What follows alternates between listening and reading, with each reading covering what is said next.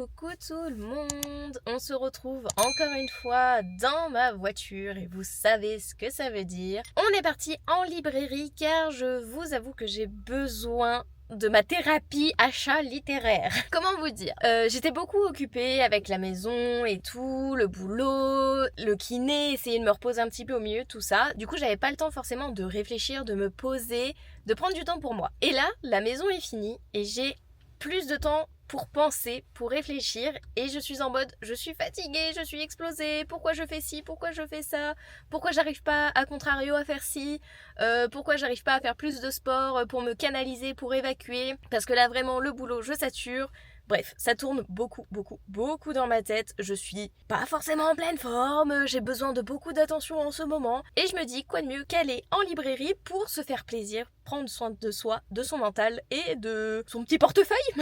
Non, je vous avoue qu'il me reste encore une carte cadeau qui est pas finie et une carte cadeau non entamée, donc l'argent va pas trop sortir de mon compte en banque, mais plutôt des cartes cadeaux d'anniversaire et de Noël qu'on a pu me faire. Donc on va aller voir ce que je vais acheter, j'ai déjà 3-4 livres en tête, on va voir si je trouve d'autres choses ou pas. Je vais vous montrer les nouvelles sorties, je vais vous montrer aussi des livres qui m'intéressent beaucoup. Bref, je suis partie en librairie.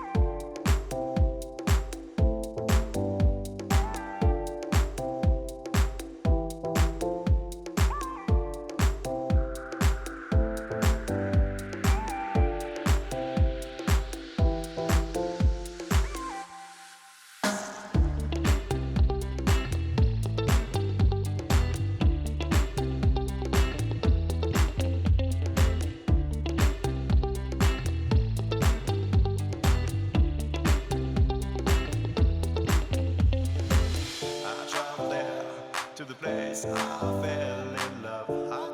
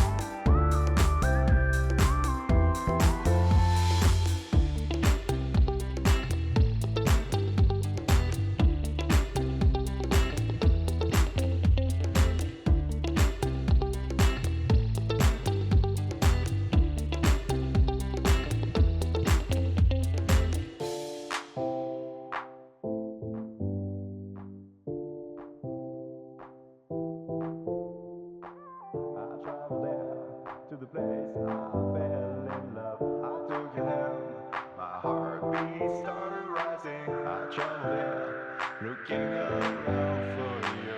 I kissed you there, longing for you. Du coup, je suis rentrée chez moi pour vous faire le petit point de mes achats. J'ai acheté 4 livres et 2 bandes dessinées. J'ai pas mal craqué. Je me suis même un peu retenue parce qu'il y avait d'autres livres qui me tentaient. J'étais en mode tu as l'air pas mal, toi, tu as l'air pas mal, mais pas tout de suite, quoi. Je me suis pris tout d'abord Vivre sans attendre de Laureline Momela, publié chez Rajo. Je ne l'avais pas du tout vu passer. Le résumé m'a beaucoup tenté. L'amour naît dans les moments les plus sombres. Je vous en dirai plus sur le Bookmail Book Haul du mois de mai, mais quand j'ai lu le résumé, j'ai totalement validé et en plus, à l'intérieur, il y a une mise en page que je kiffe, des échanges de messages, et du coup avec des bulles où c'est plus aéré, et je pense qu'il va se dévorer.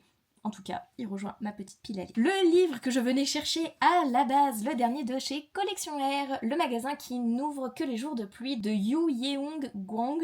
Désolée si je prononce mal. C'est un petit roman dans l'esprit asiatique, japonais, je sais pas trop à chaque fois comment dire. Il paraît que le magasin La Mousson, situé dans la ville d'Arc-en-Ciel, n'ouvre que les jours de pluie. Que pour s'y faire inviter, il faut raconter ses malheurs sur papier et les envoyer par courrier aux gobelins qui gèrent les lieux. Que si ces derniers vous choisissent en échange de votre visite, ils vous offriront un grand bonheur. Je vous avoue que la thématique m'intéresse beaucoup quand j'ai vu la sortie chez Collectionneur, j'étais en mode ok, elle me le faut.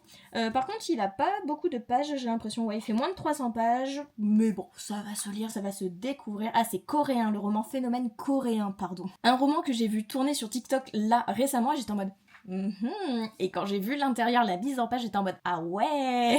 Jamais 203, donc j'adore déjà beaucoup le jeu de mots. Jamais 2 sans S-A-N-S 3. Et au lieu de mettre ça, ils ont mis 203. Le chiffre. Et j'adore, c'est de Quentin Jarnot, publié du coup chez Nox Albin Michel. On mesure seulement la valeur du temps du jour où il nous est compté. Et j'adore la mise en page. Je sais pas si vous allez bien voir, mais déjà, je vous montre une en tête de chapitre, hein. Voilà. Et j'ai vu des petites pages. Alors attendez, c'est peut-être au début. C'est au début. Genre en noir. Et je suis trop fan. Et j'adore. Et vraiment, j'adore comment c'est présenté, les en-têtes de chapitre et tout. Il me hype beaucoup.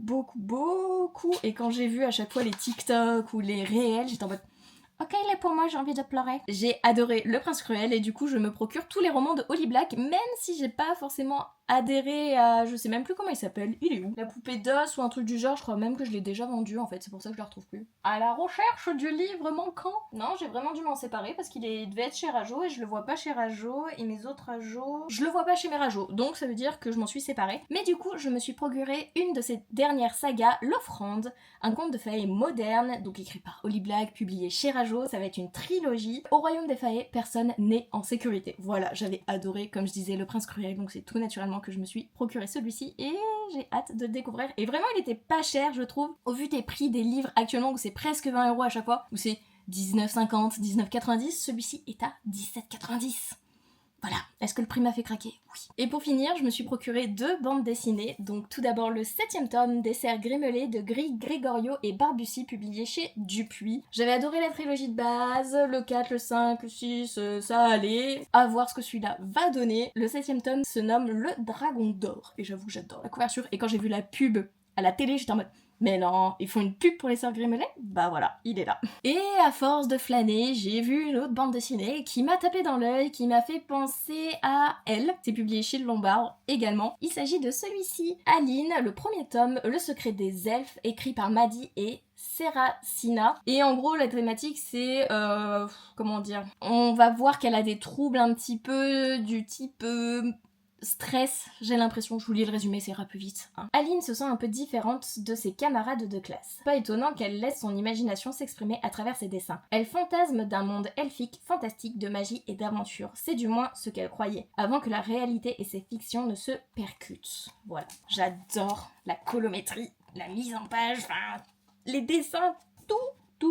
J'adore les bandes dessinées du Lombard, j'en lis pas beaucoup, mais celles que je lis à chaque fois, je valide à 100%. Bref, voilà, une nouvelle vidéo en librairie, mais comme je vous le disais en début de vidéo, j'en avais besoin, ça fait du bien, j'ai hâte d'y retourner, d'en acheter d'autres. Il y a des sorties au mois de mai qui me hype beaucoup, au mois de juin aussi, donc la pile à lire va s'accroître encore et encore et encore. Sachant que j'ai été très raisonnable sur janvier, février, mars, j'ai eu pas mal de réceptions, mais j'ai très peu acheté, et du coup, là, je pense que j'ai besoin de compenser. Bref, n'hésitez pas à me dire s'il y a des livres qui vous intéressent, que vous avez déjà lus, s'il y en a ou vous attendez mon avis avec impatience, n'hésitez pas. J'espère que cette vidéo vous aura plu, n'hésitez pas à liker, commenter et à vous abonner si vous le souhaitez. Et moi je vous laisse, je vous fais des bisous et je vous dis du coup à une prochaine vidéo. Bye!